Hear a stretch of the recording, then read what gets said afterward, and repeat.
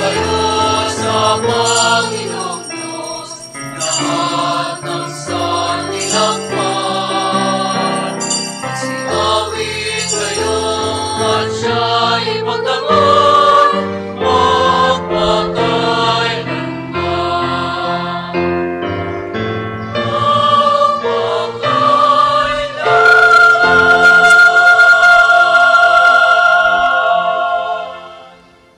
Sa ngalan ng Ama, ng Anak at ng Espiritu Santo. Amen. Sumainyo ang Panginoon. At sumainyo rin. Mga minamahal na mga kapatid, ating pagsisihan ang ating mga nagawang kasalanan. Inaamin ko Sa makapangyarihang Diyos at sa iyong mga kapatid, na na lubha akong nagkasala sa isip, sa salita at sa gawa, at sa aking pagkukulang. Kaya'y sinasamo ko sa mahal na Birheng Maria, sa lahat ng mga anghel at mga banal, at sa inyo mga kapatid, na ako ay panalangin sa Panginoong ating Diyos. Kaawaan tayo ng makapangyarihang Diyos, patawarin tayo sa ating mga kasalanan, at patnubayan tayo sa buhay na walang hanggan. Amen.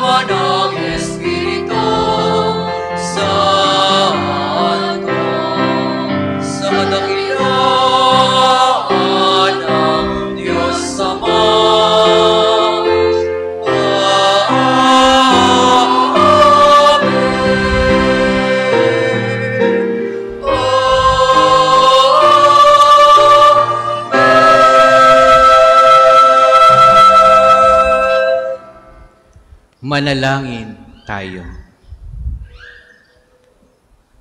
Ama naming makapangyarihan, ang iyong pinakadakilang magagawa ay magpatawad, at ang iyong laging ipinakikita ay pagkahabag. Padaluyin mo sa aming walang humpay ang kagandahang loob mong sa aming inilaan, upang sa pagkakamit namin sa pangako mong bigay, kami gawin mong kasalo sa pagkakaloob mo sa kalangitan. Kasalo sa ipagkakaloob mo sa kalangitan. Sa pamamagitan ni Jesucristo kasama ng Espiritu Santo, magpasawalang hanggan. Amen. Pagbasa mula sa aklat ni Propeta Ezekiel. Ito ang sinasabi ng Panginoon.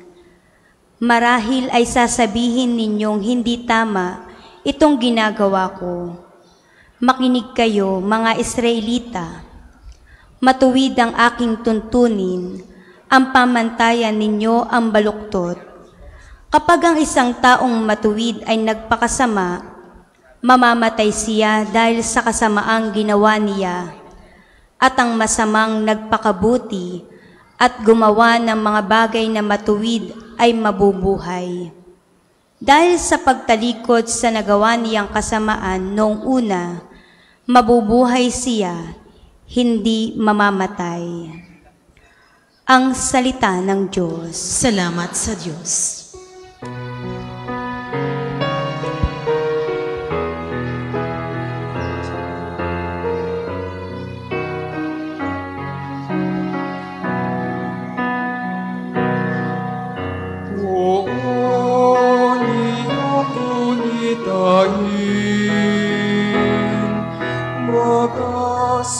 Pag-ibig sa akin. Ako iyong gunitain, wagas ng pag-ibig sa akin. Ang kalooban mo'y ituro, O Diyos. Ituro mo sana sa aba mong lingkod. Ayon sa matuwid, ako ay turuan.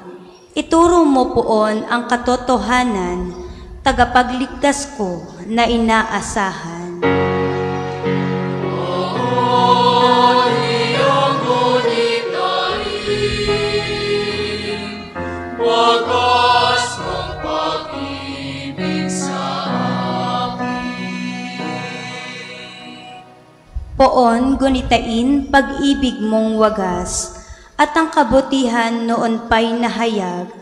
Patawarin ako sa pagkakasala, sa kamalian ko nang ako'y bata pa. Pagkat pag-ibig mo'y hindi magmamaliw, ako sana poon ay alalahanin.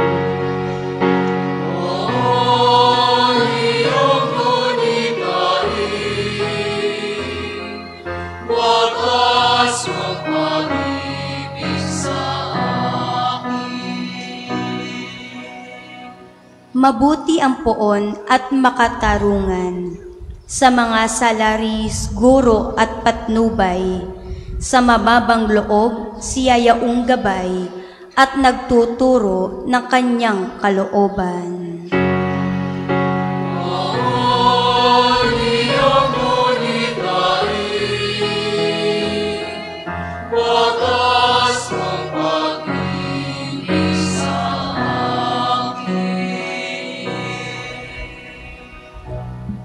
Pagbasa mula sa sulat ni Apostol San Pablo sa mga taga-Filipos. Mga kapatid, nagbibigay ba sa inyo ng kasiglahan ang buhay na nakaugnay kay Kristo? Naaaliw ba kayo ng kanyang pag-ibig? May pagkakaisa ba kayo sa Espiritu Santo? Kayo ba'y may nadaramang hangarin na tumulong sa iba? Kung gayon, lubusin ninyo ang aking kagalakan. Maghari sa inyo ang pagkakasundo. Mabuklod kayo ng iisang pag-ibig at maging isa kayo sa puso't diwa. Huwag kayong gagawa ng anumang bagay dahil lamang sa hangad ninyong matanyag. Bagkus, magpakababa kayo at huwag ipalagay na kayo'y mabuti kaysa iba. Ipagmalasakit ninyo ang kapakanan ng iba, hindi lamang ang sa inyong sarili. Magpakababa kayo tulad ni Kristo Jesus, na bagamat siya'y Diyos, hindi nagpilit na manatiling kapantay ng Diyos. Bagkus, hinubad niya ang lahat ng katangian ng pagka-Diyos, nagkatawang tao at namuhay na isang alipin. Nang maging tao, siya'y nagpakababa at naging masunurin hanggang kamatayan. Oo, hanggang kamatayan sa krus. Kaya naman, siya'y itinampok ng Diyos at binigyan ng pangalang higit sa lahat ng pangalan. Ano pat ang lahat ng nilalang na nasa langit, nasa lupa at nasa ilalim ng lupa ay maninikluhod at sasamba sa Kanya. At ipapahayag ng lahat na si Jesucristo ang Panginoon sa ikararangal ng Diyos Ama. Ang salita ng Diyos. Salamat sa Diyos. Magsitayo po ang lahat.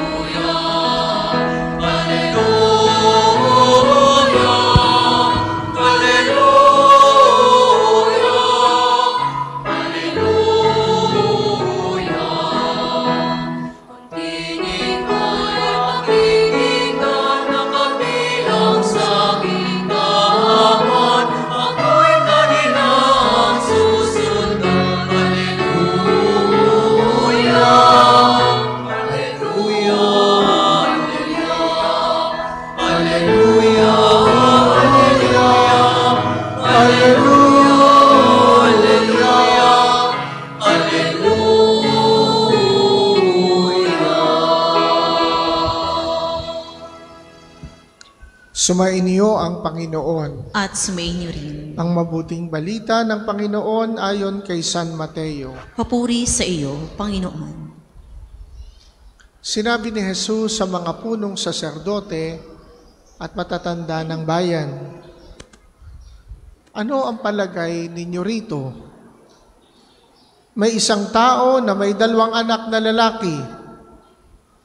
Lumapit siya sa nakatatanda at sinabi, Anak, lumabas ka at magtrabaho sa ubasan ngayon. Ayaw ko po, tugon niya. Ngunit nagbago ang kanyang isip at siya'y naparoon. Lumapit din ang ama sa ikalawa at gayon din ang kanyang sinabi, Opo, tugon nito. Ngunit hindi siya naparoon. Sino sa dalawa ang sumunod sa kalooban ng ama? Ang nakatatanda po, sagot nila. Sinabi sa kanila ni Jesus, Sinasabi ko sa inyo, ang mga publikano at masasamang babae ay nauuna pa sa inyong pasakop sa paghahari ng Diyos, sapagkat naparito sa inyo si Juan at ipinakilala ang matuwid na pamumuhay at hindi ninyo siya pinaniwalaan. Ngunit pinaniwalaan siya ng mga publikano at ng masasamang babae. Nakita ninyo ito, subalit hindi pa rin kayo nagsisi at naniwala sa Kanya. Ang mabuting balita ng Panginoon. Pinupuri ka namin, Panginoong Jesucristo.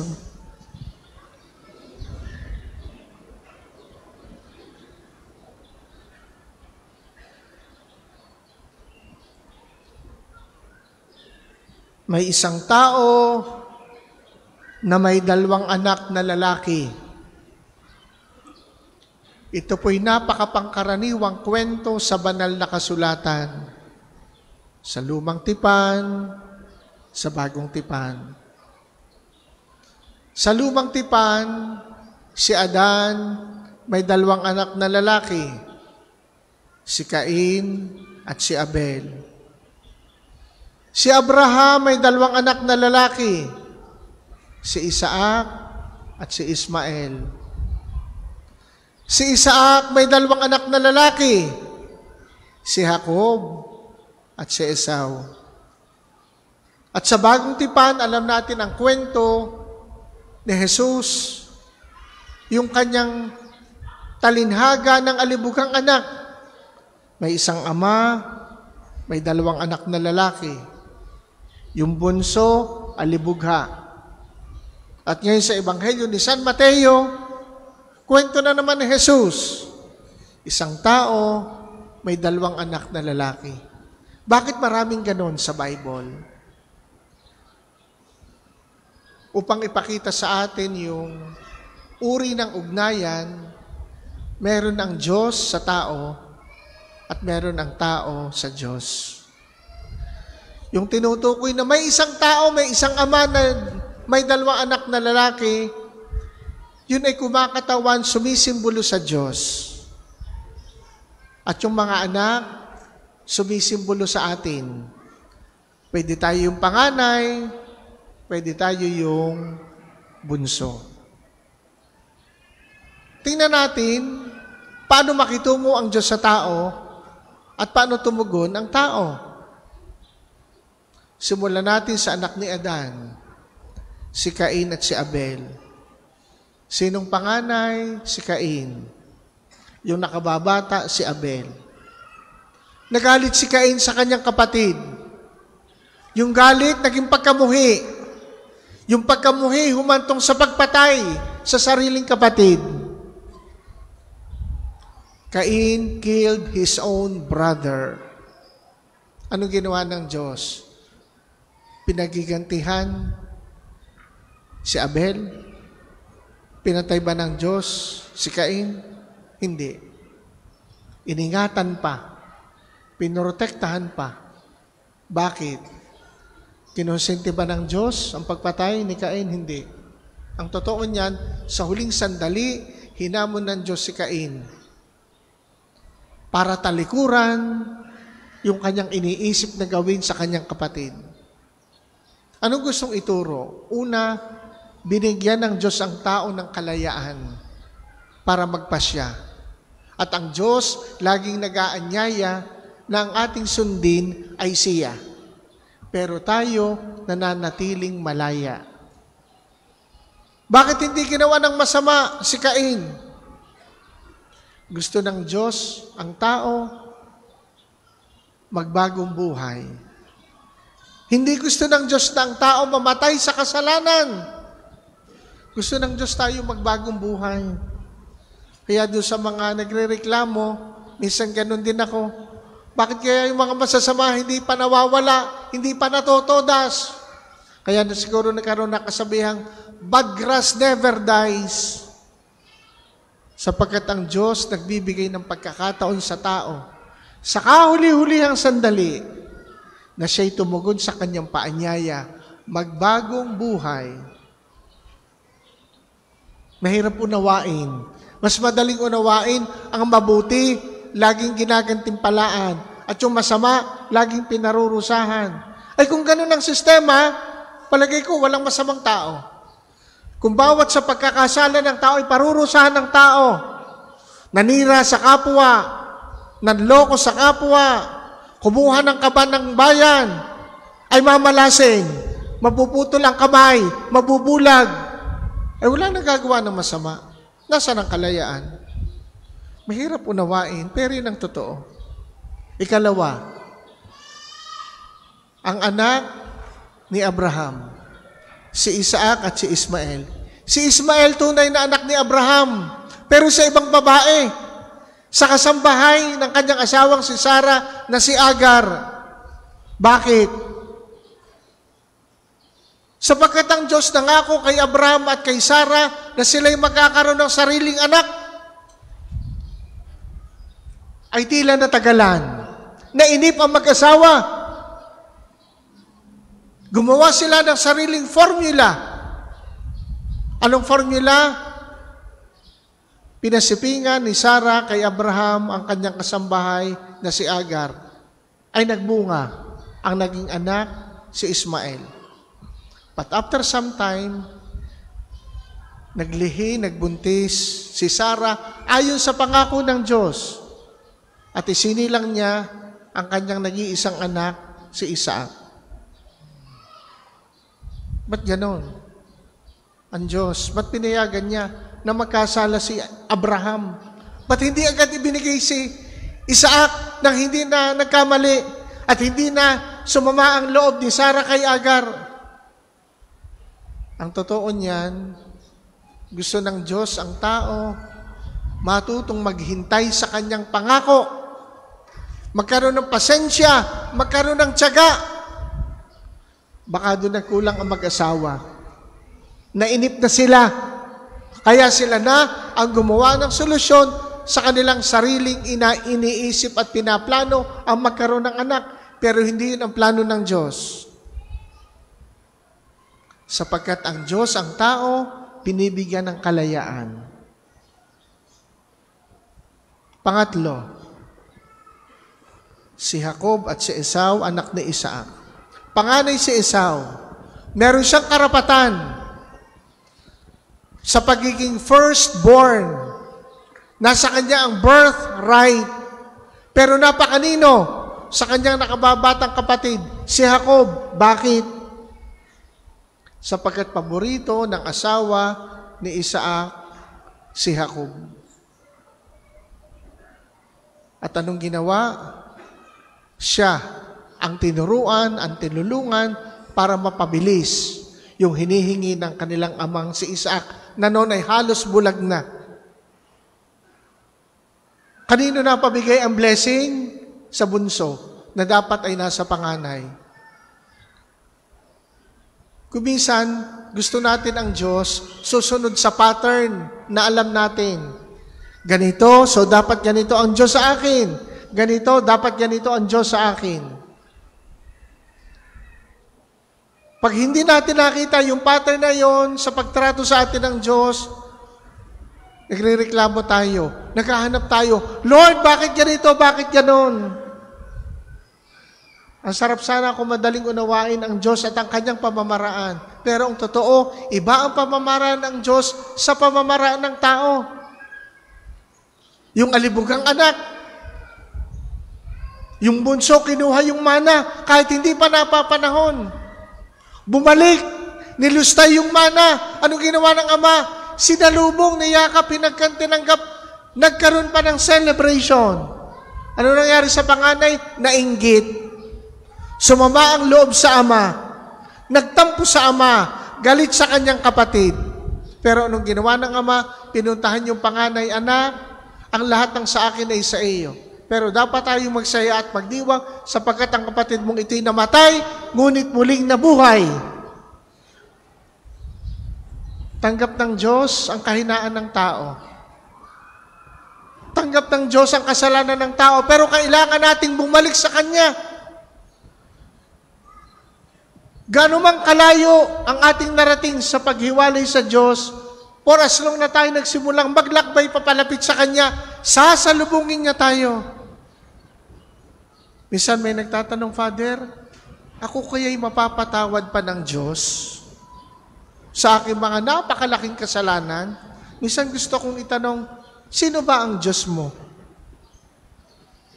Baka tayo ang nagbibigay ng hadlang dahil nililimitahan natin ang awa, ang habag ng Diyos. Ganito lang ang Diyos. Pero gusto ng Diyos, may hakbang tayong gagawin. Ikalima at kahuli-hulihan ng Ebanghelyo ngayon. May isang tao, may dalawang anak na lalaki. Anong sabi ng ama sa panganay, sa nakatatanda? Anak, magpunta ka sa bukid, sa ubasan, magtrabaho doon. Anong sagot? Ayoko po. Kung kayo ang ina, kung kayo ang ama at sinabihan ng anak, ayoko po. Aba, ang batang ito? Nasagot? Sinabi ng Diyos, ano? Wala. Hinayaan lang siya. Anong sabi ng bunso? Opo. Pero kapwa sila nagbago. Yung panganay na nagsabing ayoko po, nagbagong isip at nagpunta. Yun namang bunso, ang sabi opo, hindi naman nagpunta. Ba't ganon? Tayo yon. Hinahayaan tayo ng Diyos na sumagot sa Kanya, oo, hindi. At hinahayaan tayo ng Diyos na baguhin ang ating sagot. Ganyan tayo binibigyan ng Diyos ng kalayaan. At yung kalayaan na kaloob sa atin ng Diyos, kailan may hindi niya babawiin hanggang sa huling yugto ng ating buhay. Na yung kalayaang iyon pwede natin gamitin laban sa Kanya. Yun ang kalayaang ginamit ni Judas para kanyang ipagkanulo ang Panginoon, yung kanyang kalayaan. Yun ang ginamit ni Pedro ang kalayaan para itakwil niya ng 3 beses ang Panginoon. Mahirap unawain. Kaya wag nating iisipin na kinokontrol tayo ng Diyos. Pinapatubayan tayo, sinusubaybayan, pero nasa atin ang kalayaan. Kumisan mas mahigpit pa tayo mga tao sa pagkontrol sa ating kapwa-tao. Huwag kang aalis dito. Dito ka lang. Huwag mong kakausapin yon. Hindi ka pwedeng mag-cellphone. Ang ating Diyos, buong laya tayong hinahayaan. Sapagkat alam nyo, ang kakambal ng kalayaan, responsibilidad. At yun naman sa katapusan, doon tayo paghahanapan ng Panginoon. Paano natin in-exercise ang freedom side by side with responsibility. Pag marunong tayong umako ng responsibilidad, maganda man ang nangyari, sumablay man, paninindigan natin. Kapag tayo takot, magtuturo tayo ng iba. We will blame other people. And that is not being responsible. Kaya tingnan natin yung dynamics ng ugali ng ama at yung tugon ng mga anak. Again, sino yung amang tinutukoy, yun ay larawan ng Diyos. Sino yung 2 anak? Pwedeng ako, pwedeng kayo, pwede tayo akong panganay, pwede tayo yung bunso. Paano tayo tumutugon sa paanyaya ng Panginoon? Hindi lang kapag araw ng linggo nasisimba, kundi sa araw-araw na takbo ng ating buhay, may pagtawag ang Diyos. Sa inyo bilang mga magulang, bilang mga mag-asawa, sa amin bilang pari.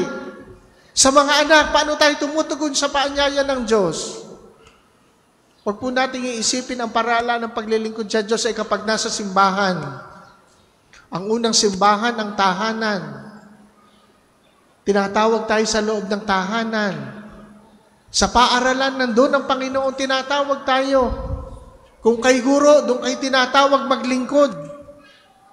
Mga magulang, doon sa loob ng tahanan at sa inyong mga trabaho. Mga anak sa tahanan, sa paaralan, o kung saan man kayo napapadpad, tinatawag tayo ng Panginoon. At wala siyang tigil sa pagtawag sa atin at sa paghihintay sa atin. At sa sandaling makita niya na tayo nagbabalik sa Kanya, katulad ng Kanyang ginawa, doon sa alibugang anak, na aninagpalaan tayo, tatakbo siya, palapit sa atin, yayakapin, at hahagkan tayo. Kaya mga kapatid, huwag tayong mangamba, huwag tayong matakot. But we need to take the step. We need to approach the Lord. Hindi pwede tayong parang si Juan Tamad. Nariyan na ang bunga, hihintayin pang bumagsak. Pipitasin na lamang, hihintayin pa at nganga na lamang. That's not the way to follow the Lord. Ang paraan ng pagsunod sa Panginoon, pag narinig natin ang Kanyang paanyaya, lumakad tayo papalapit sa Kanya. Ang pinakamaganda sana, doon sa sinabi ng Ama sa anak, anak, pumaroon ka sa bukid, magtrabaho, ang pinakamaganda sana ang sagot ay oo, at ang action, oo din. Pero at the end of the day, kung magkulang man tayo sa salita, ang pagbabatayan pa rin ng Diyos ay ang ating gawa. Humingi tayo sa Diyos ng biyaya na magsikap tayo maging consistent, maging palagian sa ating pagsunod sa Kanyang kalooban. Ang lahat po'y magsitayo. Sumasampalataya ako Sa Diyos amang makapangyarihan sa lahat, nang may gawa ng langit at lupa. Sumasampalataya ako kay Jesucristong iisang anak ng Diyos, Panginoon nating lahat. Nagkatawang tao siya lalang ng Espiritu Santo, ipinanganak ni Santa Maria Birhen, pinagpakasakit ni Poncio Pilato, ipinako sa krus na matay inilibing, nanaog sa kinaroroonan ng mga yumao.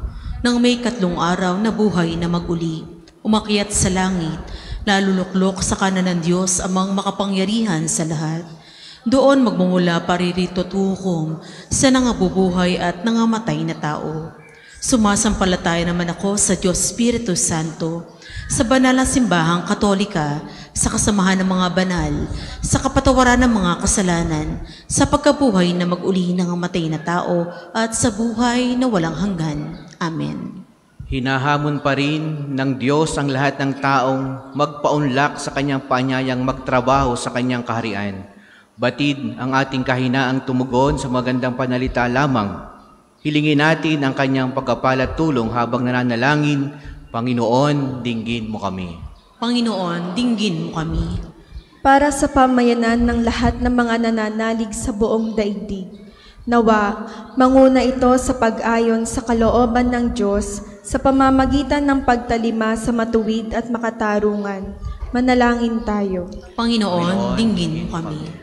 Para sa Santo Papa Francisco at lahat nating pinunong espiritual, nawa maganyak tayo ng kanilang mabuting halimbawa sa pagtupad sa plano ng Diyos para sa ikalalago ng kaharian. Manalangin tayo. Panginoon, dinggin mo kami. Para sa ating mga pinuno sa pamahalaan at iba pang nanunungkulan, nawa manguna sila sa pagsunod sa batas ng bayan at sa gayoy patnubayan tayo sa pagsulong ng kapakanang panlahat. Manalangin tayo. Panginoon, dinggin mo kami. Para sa lahat ng mga guro, pahalagahan nawa nila ang bukasyong kaloob ng Diyos at magturo di lamang sa pamamagitan ng salita, kundi pati rin sa magandang halimbawa ng kanilang buhay, dedikasyon at pagmamahal sa kanilang mga mag-aaral. Manalangin tayo. Panginoon, dinggin mo kami. Para sa lahat ng misyonero, naway magpakumbaba sila, maging masunurin sa banal na espiritu, at buong tapang na ipahayag ang mabuting balita sa kanilang salita at gawa, hanggang sa ang lahat ay lumuhod at magpahayag na si Jesucristo ang Panginoon. Manalangin tayo. Panginoon, dinggin mo kami. Para sa ating lahat, lalo na sa kabataan, nawa gawin natin ng ating mga tungkulin ng buong husay at sa pagtugon sa mahal na Birhen ng Fatima, dasalin ang rosaryo araw-araw para sa pagbabalik loob ng mga makasalanan at kapayapaan sa mundo. Manalangin tayo. Panginoon, dinggin mo kami. Ama naming mapagmahal, patnubayan mo ang aming mga hakbang sa buhay nang maging laging kalugod-lugod sa iyo ang aming mga asal gaya ng kasiyahan mo kay Jesus na iyong anak. Isinasamo namin ito sa pamamagitan ni Kristo, kasama ng Espiritu Santo, magpasawalang hanggan. Amen. Para sa mga maghahandog ng sobre, pakihulog na lamang po sa buslo.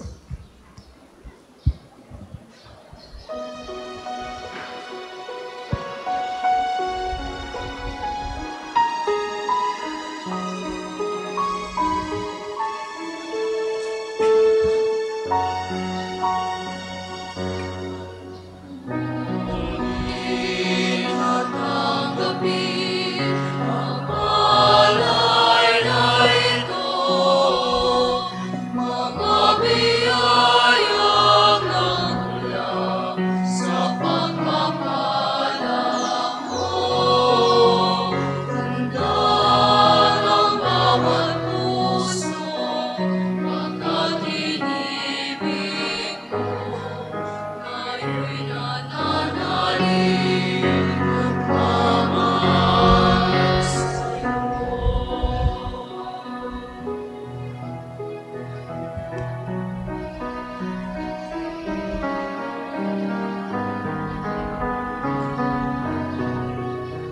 ang lahat po'y magsitayo. Manalangin kayo mga kapatid upang itong ating paghahain ay kalugdan ng Diyos Amang makapangyarihan. Tanggapin nawa ng Panginoon itong paghahain sa iyong mga kamay, sa kapurihan niya at karangalan sa ating kapakinabangan at sa buong sambayanan niyang banal. Ama naming lubikha, loobin mong ikalugod ang aming paghahandog at ito nawa ay siyang magkaloob ng iyong pagpapalang sa aming umaagos sa pamamagitan ni Jesucristo kasama ng Espiritu Santo magpasawalang hanggan. Amen. Sumainyo ang Panginoon. At sumayin niyo rin. Itaas sa Diyos ang inyong puso at diwa. Itinaas na namin sa Panginoon. Pasalamatan natin ang Panginoong ating Diyos. Marapat na siya'y pasalamatan. Ama naming makapangyarihan, tunay ngang marapat na ikaw ay aming pasalamatan sa pamamagitan ni Jesucristo na aming Panginoon. Siya ay naging kapwa naming maasahan upang may mangunang umako sa pananagutan dahil hangad mong magbago ang kinamihas ng pagkakanya-kanya ng sangkatauhan, bunga ng pagkitiis, siya ay nanaig. At ang kamatayan ay kanyang nalupig, kaya't siya ang aming daan para aming masapit ang iyong tapat at maasahang pag-ibig. Kaya, kaysa ng mga anghel, narigisi awit ng papuri sa iyo, nang walang humpay sa kalangitan, kami nagbubunyi sa iyong kadakilaan.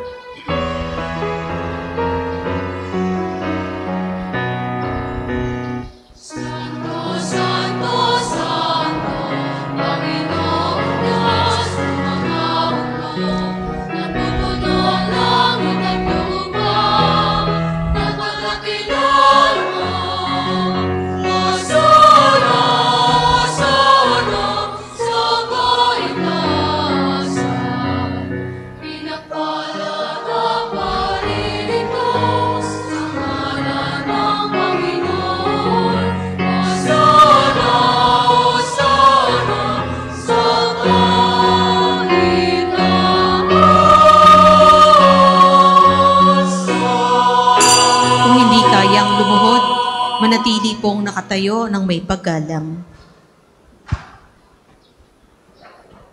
Ama naming banal, ikaw ang bukal ng lahat ng kabanalan, kaya't sa pamamagitan ng iyong Espiritu gawin mong banal ang mga kaloob na ito, upang para sa amin ay maging katawan at dugo ng aming Panginoong Hesukristo. Bago niya pinagtiis ang kusang loob na maging handog, hinawakan niya ang tinapay, pinasalamatan kaniya, pinagati-hati niya iyon, iniabot sa kanyang mga alagad at sinabi, tanggapin ninyong lahat ito at kanin. Ito ang aking katawan na ihahandog para sa inyo.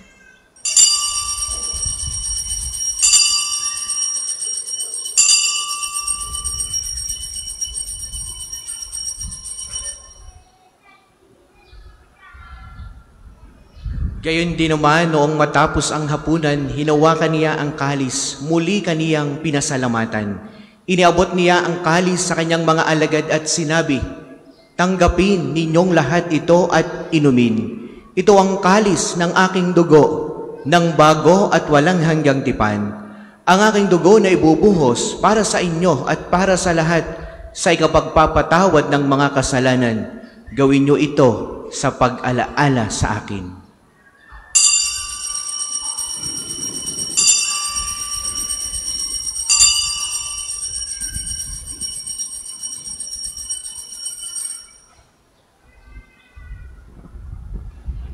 Ipagbunyi natin ang misteryo ng pananampalataya.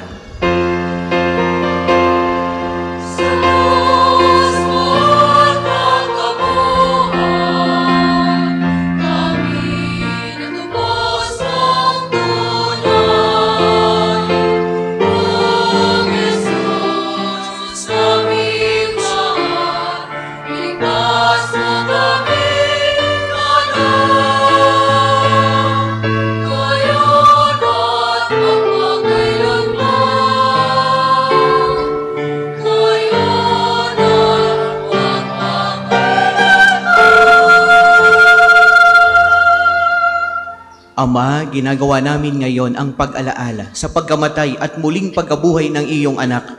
Kaya't iniaalay namin sa iyo ang tinapay na nagbibigay buhay at ang kalis na nagkakaloob ng kaligtasan. Kami ay nagpapasalamat dahil kami ay iyong minarapat na tumayo sa harap mo para maglingkod sa iyo. Isinasamo namin kaming magsasalo-salo sa katawan at dugo ni Kristo ay mabuklod sa pagkakaisa sa pamamagitan ng Espiritu Santo.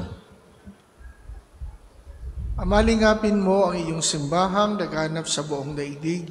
Puspusin mo kami sa pag-ibig kaisa ni Francisco na aming Papa, ni Gilbert na aming Obispo at ng Tanang Kaparian.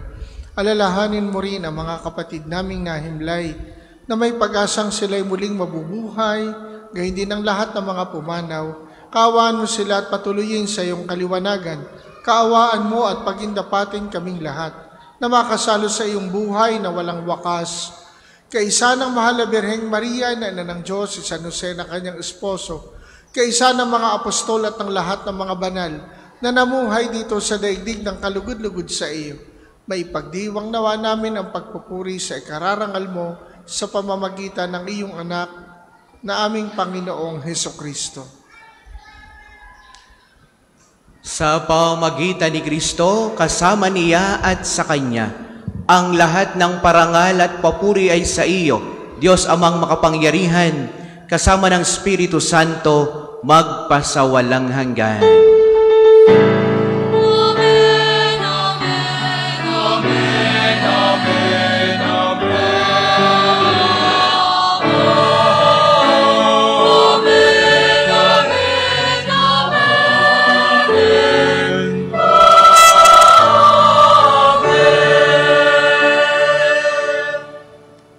Sa tagubilin ng mga nakagagaling na utos at turo ni Jesus na Panginoon natin at Diyos, ipahayag natin ng lakas loob.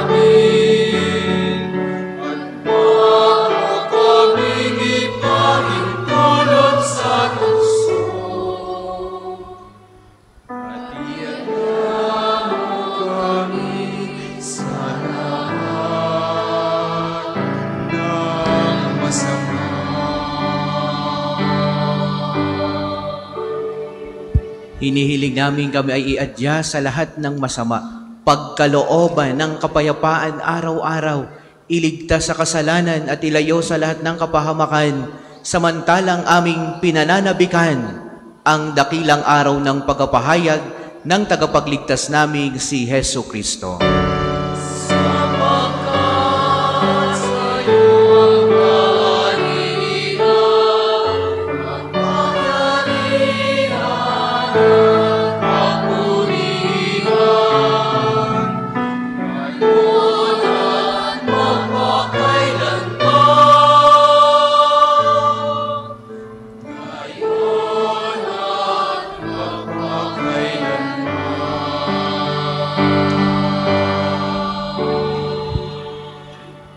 Panginoong Hesukristo, sinabi mo sa iyong mga apostol, kapayapaan ang iniiwan ko sa inyo.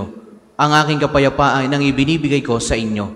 Tunghayan mo ang aming pananampalataya at huwag ang aming mga pagkakasala. Pagkalooban mo kami ng kapayapaan at pagkakaisa ayon sa iyong kalooban, kasama ng Espiritu Santo, magpasawalang hanggan. Amen. Ang kapayapaan ng Panginoon naway lagi pong sumainyong lahat. At sumainyo rin. Magbigayan kayo ng kapayapaan sa bawat isa.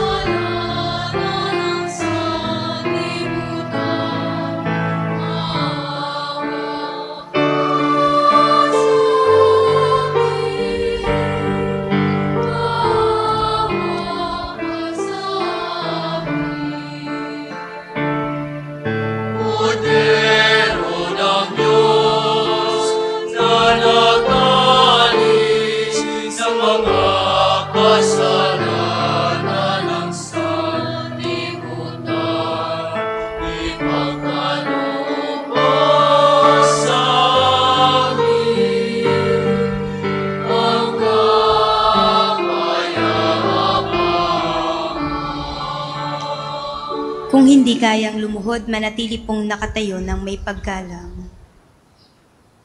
Ito ang kordero ng Diyos, ito ang nag-aalis ng kasalanan ng sanlibutan. Mapalad ang mga inayahan sa banal na piging na ito. Panginoon, hindi ako karapat-dapat na magpatuloy sa iyo, ngunit sa isang salita mo lamang ay gagaling na ako.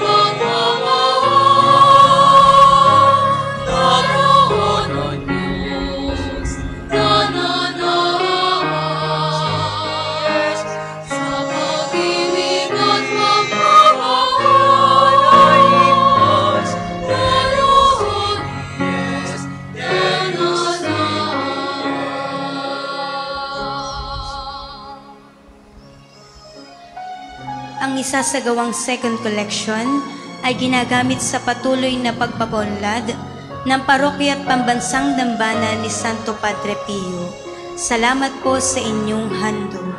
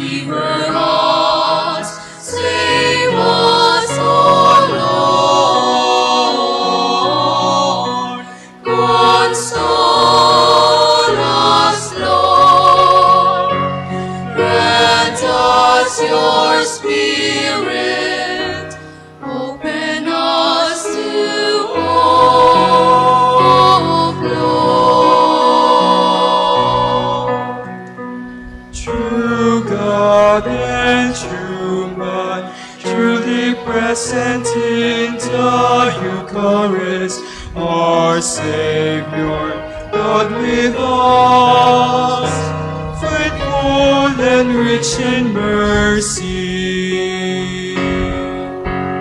We adore you, we believe in you, O Lord. Deliver us, save us, O Lord. Console us, Lord. Grant us your Spirit. Open us to hope, Lord.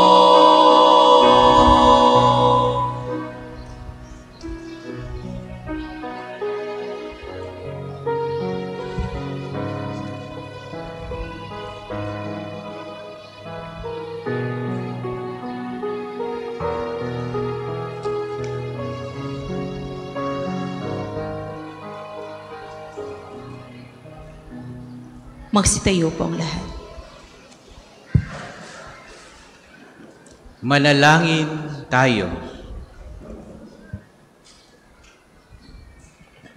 Ama naming mapagmahal, ang aming banal na pakikinabang ay magdulot nawa ng kagalingan sa aming katauhan upang kami makatambal sa kaluwalhatian ng aming nilalahukan sa tiniis na kamatayan na amin ngayong ipinahayag sa ginanap na pagdiriwang.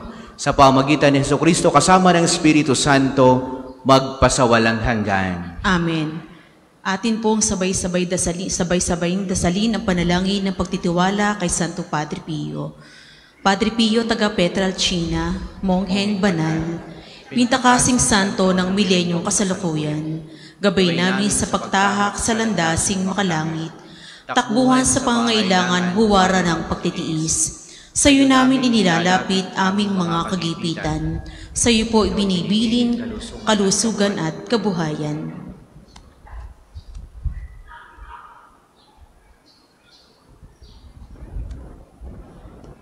Di man karapat-dapat kami po ay pagbigyan, bendisyonan at basbasan maging ganap sa buhay. Lumayo nawa kami umiwas sa kasalanan. Lumapit lagi sa Diyos, maging matatag at matibay. Sa mabuting balita ng pagliligtas, turuan mo kami nawa. Sa tuwina ay makinig, magnilay at sumampalataya. Amin pong pakiusap itong mga kahilingan. Puso ay nagsisisi, nagtitikang taimtiman. Di na muling magkakasala, sunod lagi sa Diyos, amang kaisa ng Espiritu at ni Jesus na tagapamagitan. Amen. Ang lahat po ay sumandaling umupo para po sa mga patalastas. Una, sa inyong pagdalaw sa pambansang dambana, mangyaring pagkaingatan ng inyong mga personal na gamit. Hangad namin ang isang mas matiwasay at maayos na pagbisita sa National Shrine. Ikalawa, tanda ng katapatan at pagkapasalamat sa pambansang dambana. Sa inyong tulong at donasyon, makikita niyo po sa ating screen ang total collections ng nagdaang linggo. Salamat po sa patuloy na kagandahang loob. Ikatlo, ipinagbibigay alam po na ngayong maghapon ay one-way ang daan mula sa highway papasok dito sa pambansang dambana.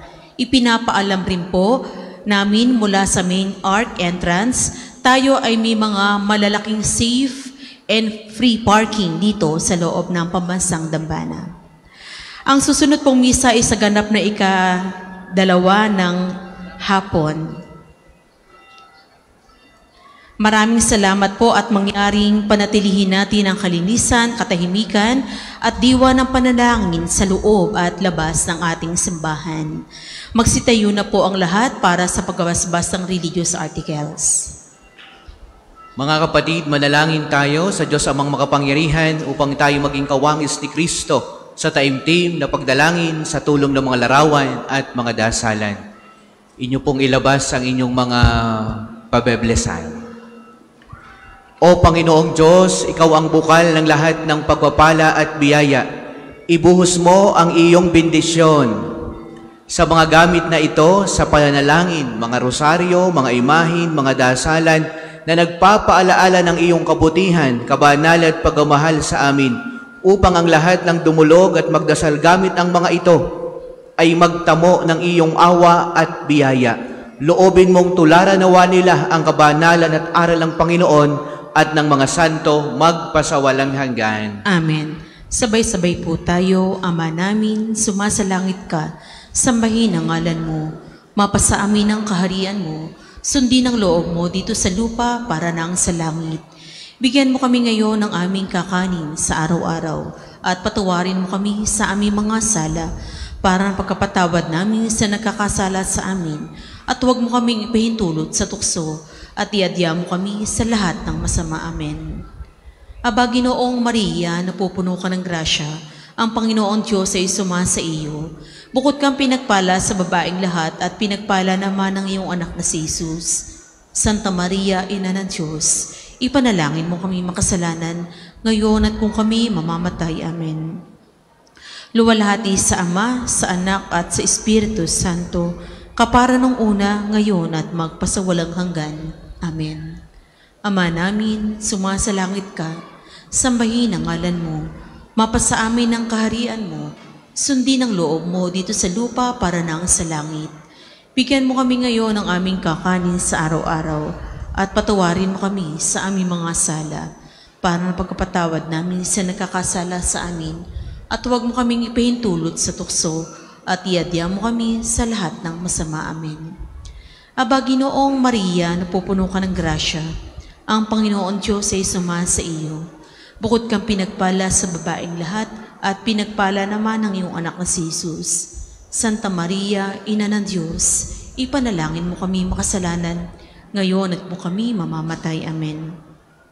Luwalhati sa Ama, sa Anak, at sa Espiritu Santo, kapara ng una, ngayon at magpasawalang hanggan.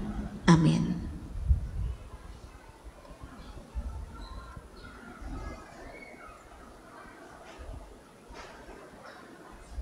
Sumainyo ang Panginoon At sumainyo rin. at pagpalain kayong lahat ng makapangyarihang Diyos, ang Ama, ang Anak at ang Espiritu Santo. Amen. Ang banal na misa'y naialay na, humayo kayong lagi sa pag-ibig at kapayapaan ni Kristo. Salamat sa Diyos.